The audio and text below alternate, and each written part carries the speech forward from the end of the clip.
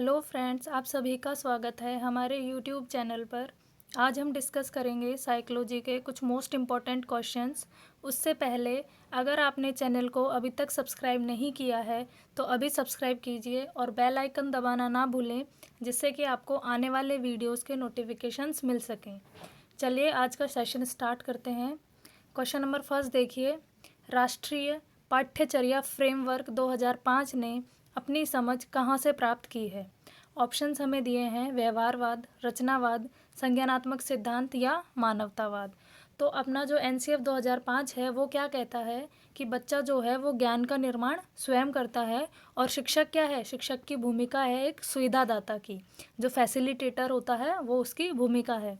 तो इसीलिए ये जो फोकस करता है ये फोकस करता है रचनावाद, संरचनावाद, या इसे हम और क्या बोल सकते हैं, कंस्ट्रक्टिविज्म। तो आपका ऑप्शन नंबर 2 करेक्ट हो जाएगा। नेक्स्ट क्वेश्चन देखिए, राष्ट्रीय पाठ्यचर्या की रूपरेखा 2005 के अनुसार शिक्षक की भूमिका है। ऑप्शंस हमें दिए हैं सत्तावादी, अधिनायकीय, अनुमतिपरक या सुविधादाता। तो जैसा कि मैंने आपको अभी बताया था कि जो एनसीएफ 2005 है वो क्या कहता है कि बच्चे क्या करते हैं, ज्ञान का निर्माण स्वयं करते हैं और जो शिक्षक है वो एक सुविधादाता की भूमिका निभाते हैं। तो इसीलिए आपका ऑप्शन नंबर 4 जो है वो बिल्कुल करेक्ट हो जाएगा। नेक्स्ट क्वेश्चन देखिए, राष्ट्रीय पाठ्यक्रम रूपरेखा 2005 में शांति शिक्षा को बढ़ावा देने के लिए कुछ क्रियाओं की अनुशंसा की गई है। पाठ्यक्रम रूपरेखा में निम्न में से किसे सूचीबद्ध किया गया है। ऑप्शंस हमें मिले हैं महिलाओं के प्रति आदर एवं जिम्मेदारी का दृष्टिकोण विकसित करने के लिए कार्यक्रम आयोजित किए जाएं, नैतिक शिक्षा को पढ़ाया जाए, शांति शिक्षा को एक अलग विषय के रूप में पढ़ाया जाए, या शांति शिक्षा को पाठ्यक्रम में सम्मिलित किया जाए। तो हमें ये बताना है कि जो आपका एनसीएफ 2005 है वो शांति शिक्षा को बढ़ावा देने के लिए किन बातों की उसमें अनुशंसा की गई है। तो वहाँ पे जो आपका ऑप्शन नंबर 1 है उसके बारे में उल्लेख है कि महिलाओं के प्रति आप क्या करो, आदर और जिम्मेदारी का दृष्टिकोण विकसित करने के लिए कोई भी कार्यक्रम ऐसे हो सकते हैं उनका आयोजन करवाओ। तो अगर क्या होगा कि अगर हमारे समाज में महिलाओं के प्रति आदर और सम्मान हो गया तो उससे क्या हो जाएगा, शांति जो है उसकी स्थापना अपने आप हो जाएगी। क्योंकि हमारे समाज में क्या होता है कि ज़्यादातर जो क्राइम्स हैं, अपराध हैं, वो क्या है, उनका शिकार महिलाएं हैं और महिलाओं के प्रति ही ज़्यादा अपराध हमारे होते हैं। तो इसीलिए इन्होंने ऑप्शन नंबर 1 जो है आपका महिलाओं के प्रति आदर और सम्मान, जिम्मेदारी, इन सब चीज़ों के ऊपर इसमें अनुशंसा की गई है। नेक्स्ट क्वेश्चन देखिए, निम्नलिखित में कौन सा राष्ट्रीय पाठ्यचर्या 2005 ढांचे में मार्गदर्शक सिद्धांत नहीं है। ऑप्शंस दिए हैं स्कूल से बाहर जीवन को ज्ञान से जोड़ना, परीक्षा को अधिक लचीला और कक्षा जीवन में एकीकृत करना, अधिगम को रटना विधि को सुविधाजनक बनाना चाहिए, या पाठ्य पुस्तक केंद्रित रहने की बजाय बच्चों के समग्र विकास के लिए समृद्ध पाठ्यचर्या प्रदान की जाए। तो यहाँ पे आप देखिए हमें क्या बोला कि जो एनसीएफ 2005 है उसका कौन सा मार्गदर्शक सिद्धांत इनमें से नहीं है, ये बात हमें पूछी है। तो यहाँ पे आप ऑप्शन 1 को देखिए, क्या बोला कि स्कूल का जो ज्ञान है उसको आप बाहर के ज्ञान से जोड़ो। तो ये उसके सिद्धांतों में दिया गया है। बात करें सेकंड पॉइंट की कि परीक्षा को क्या करो, आप ज़्यादा उसमें फ्लेक्सिबिलिटी लाओ और कक्षा जीवन में एकीकृत करो, तो ये चीज़ भी वहाँ पे दी हुई है। ऑप्शन नंबर 4 की बात करें कि हम क्या करें, बच्चों को सिर्फ जो उनकी टेक्स्ट बुक है, पाठ्य पुस्तक है, सिर्फ उसी पे केंद्रित उनको ना किया जाए, उसके अलावा उनका जो सर्वांगीण विकास है, समग्र विकास, उससे उसके विकास के लिए उनको क्या दी जानी चाहिए, समृद्ध पाठ्यचर्या उनको प्रदान की जानी चाहिए। तो ये बात भी उसके सिद्धांतों में लिखी गई है। लेकिन बात करें ऑप्शन नंबर 3 कि अधिगम को रटना विधि, तो जो रटना है उसकी सीधे सीधे आलोचना करता है आपका एनसीएफ 2005। वहाँ पे अधिगम में जो रटना शब्द है उसके लिए निषेध है, ये मान के चलिए आप, वहाँ पे रटने को बिल्कुल भी बढ़ावा नहीं दिया गया है। तो आपका ऑप्शन नंबर 3 जो है वो बिल्कुल करेक्ट हो जाएगा। नेक्स्ट क्वेश्चन देखिए, एनसीएफ 2005 बल देता है। ऑप्शंस है करके सीखने पर, रटने पर, समस्या हल करने पर, या उपरोक्त सभी पर। तो आपका एनसीएफ 2005 जो है वो बल देता है किस पे, ऑप्शन नंबर 1 आपका करके सीखने पर। नेक्स्ट क्वेश्चन देखिए, योगात्मक मूल्यांकन का उद्देश्य है। ऑप्शंस हैं समय विशेष एवं विभिन्न कार्य पर एक विद्यार्थी ने कितना अच्छा निष्पादित किया है का पता लगाना, या अधिगम को सुगम बनाना व ग्रेड न प्रदान करना, या ऐसे विद्यार्थी का पता लगाना जो अपने साथियों के समकक्ष संप्रति में कठिनाई अनुभव कर रहा है, या अगली इकाई के अनुदेशन से पूर्व प्रगति का पता लगाना। तो यहाँ पे आप देखिए हमसे पूछा गया है किसके लिए, योगात्मक मूल्यांकन, जिसे हम बोलते हैं समेटिव असेसमेंट।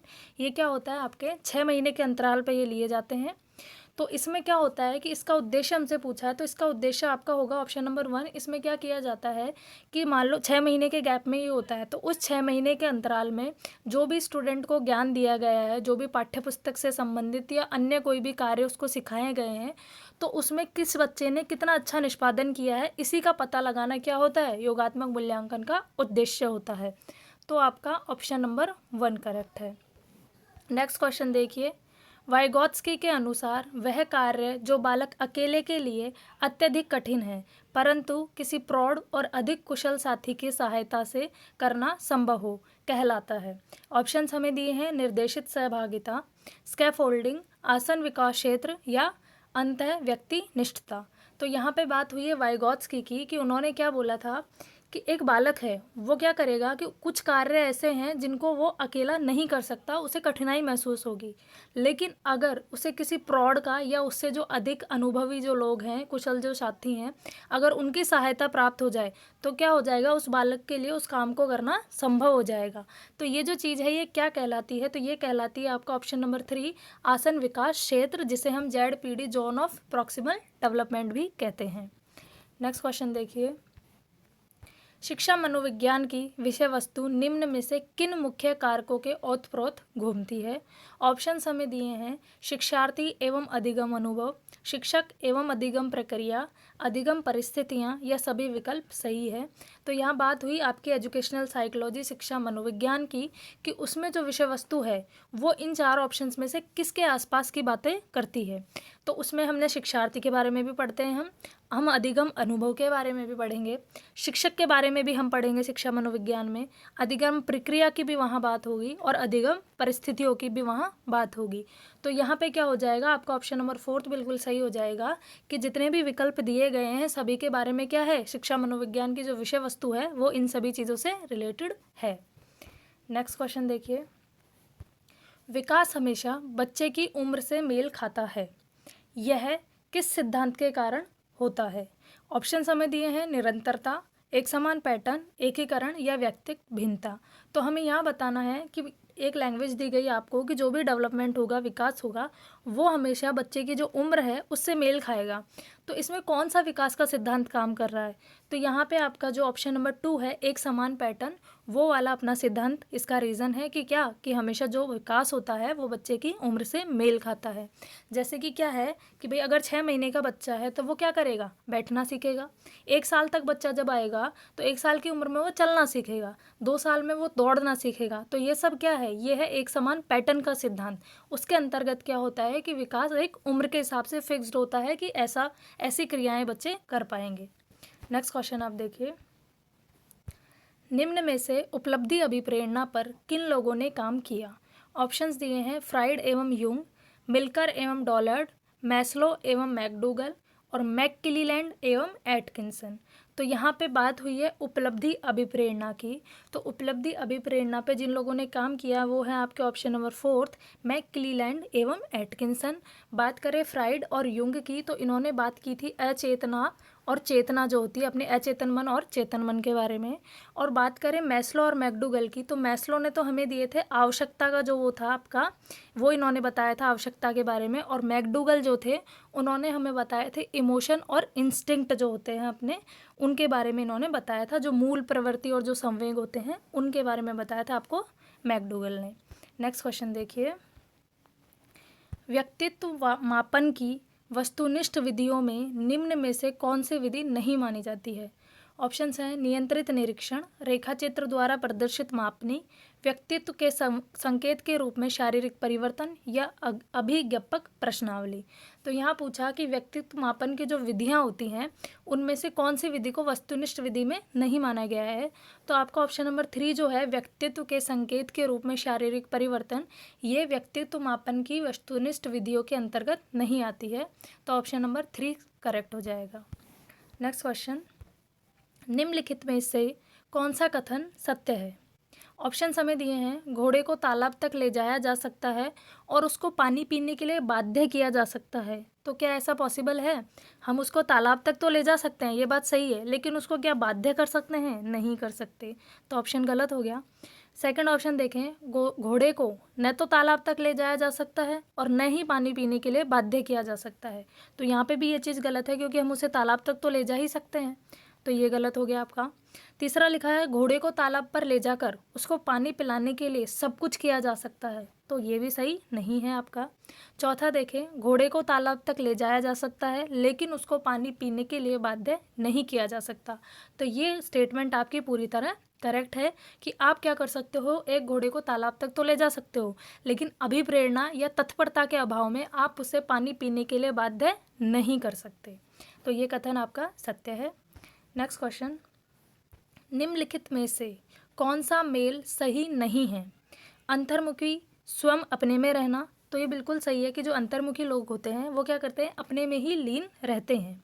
नेक्स्ट आपका दिया है, प्रक्षेपण का मतलब अपनी गलती दूसरों पर डालना। तो ये भी बिल्कुल सही है, इसी को प्रक्षेपण कहते हैं। एक चौथा आप देखिए, प्रतिगमन, इसका मतलब दिया है कि पुरानी आदतों में लौटना। तो ये बिल्कुल सही है। और ऑप्शन 3 में हमें दिया है कि युक्तिकरण, अपना गुस्सा दूसरों पर उतारना। तो ये क्या है, करेक्ट मैच है। ऐसा नहीं होता है, युक्तिकरण के अंदर तो क्या होता है कि जो इंसान होता है वो कोई ना कोई युक्ति निकालता है, तो इसमें गुस्से का तो कोई रिलेशन ही नहीं है। तो आपका ऑप्शन नंबर जो 3 है वो सही हो जाएगा कि ये क्या है, करेक्टली मैच नहीं है। नेक्स्ट क्वेश्चन, असामान्य मनोविज्ञान के आधुनिक युग के जनक थे? एडलर, सिगमंड फ्राइड, जुंग या जीन एस्क्यूरल। तो यहाँ पे जो आपका असामान्य मनोविज्ञान था उसके जो जनक माने जाते हैं वो माने जाते हैं आपके ऑप्शन नंबर 2 सिगमंड फ्राइड, जिन्होंने किसके बारे में बात करी, आपके चेतन मन, अचेतन मन, अर्धचेतन मन, उसके अलावा आपकी इड, ईगो, सुपर ईगो, इन सब के बारे में किसने बताया था आपको, सिगमंड फ्राइड ने। नेक्स्ट क्वेश्चन, सतत व्यापक मूल्यांकन में व्यापक शब्द का अभिप्राय है? ऑप्शंस दिए हैं, संज्ञानात्मक, सह संज्ञानात्मक, एक व दो दोनों, या इनमें से कोई नहीं।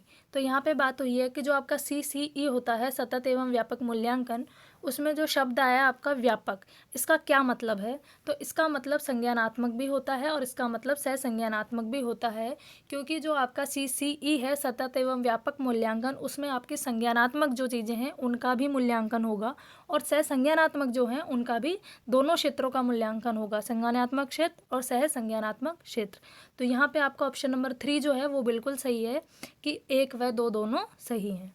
नेक्स्ट क्वेश्चन, राज्य स्तर की एक एकल गायन प्रतियोगिता के लिए विद्यार्थियों को तैयार करते समय एक विद्यालय लड़कियों को वरीयता देता है।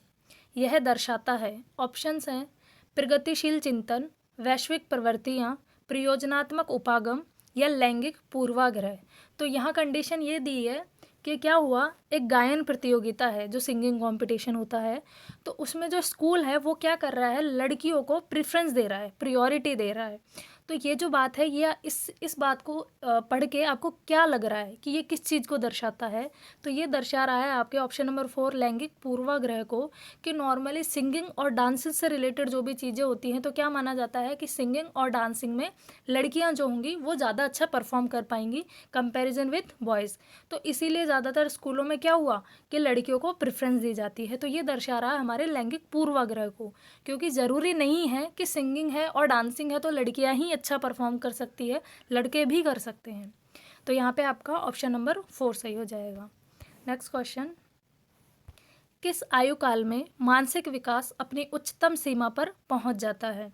ऑप्शंस हमें दे रखे हैं, 10-15 वर्ष, 15 से 20 वर्ष, 20 से 25 या फिर 5 से 10 वर्ष। तो यहाँ पे हम जानते हैं कि जो मानसिक विकास जो है, जो बुद्धि का जो विकास होता है, वो उच्चतम सीमा पर पहुँचता है लगभग आपके 18 साल की उम्र के आसपास, 17-18 या आप 19 मान सकते हैं। तो ये वाला कौन से ऑप्शन में आ रहा है? तो ये आ रहा है आपका ऑप्शन नंबर बी में कि 15 से 20, क्योंकि नॉर्मली जो इसका मैक्सिमम डेवलपमेंट होता है वो होता है आपका 18 साल तक। तो 18 इसमें आएगा 15 से 20 वाले में। तो ऑप्शन नंबर 2 आपका करेक्ट हो जाएगा। नेक्स्ट क्वेश्चन, मनोविज्ञान की यह परिभाषा किस मनोविज्ञान द्वारा दी गई?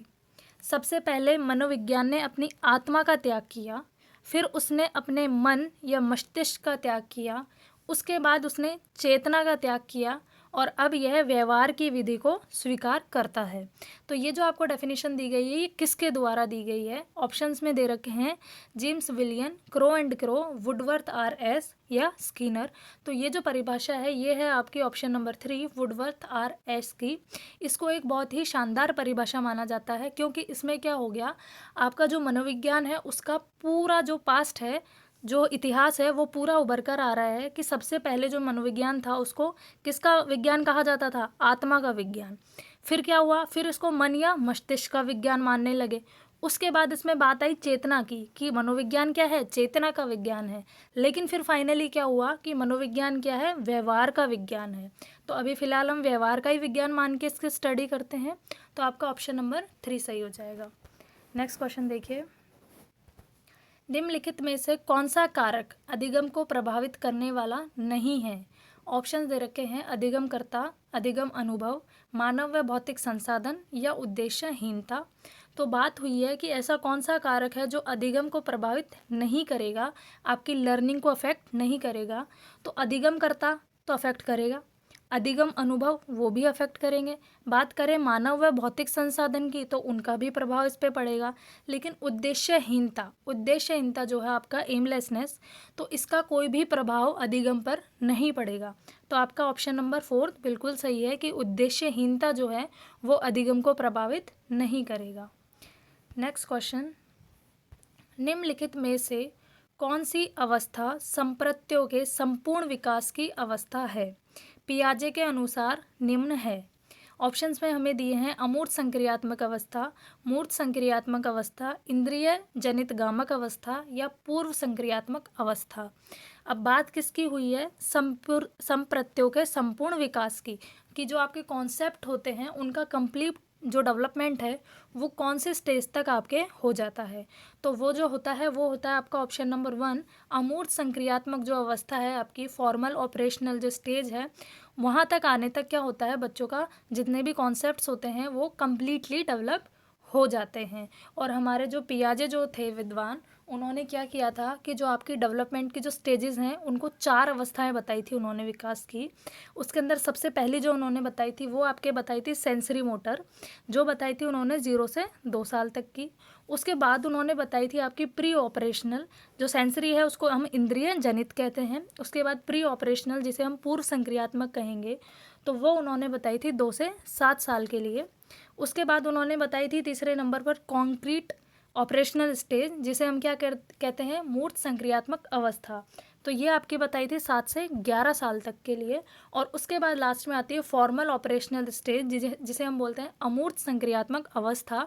ये होती है आपकी 11 से लेके फिर अडल्टहुड तक। तो ये बताया था किसने? पियाजे ने।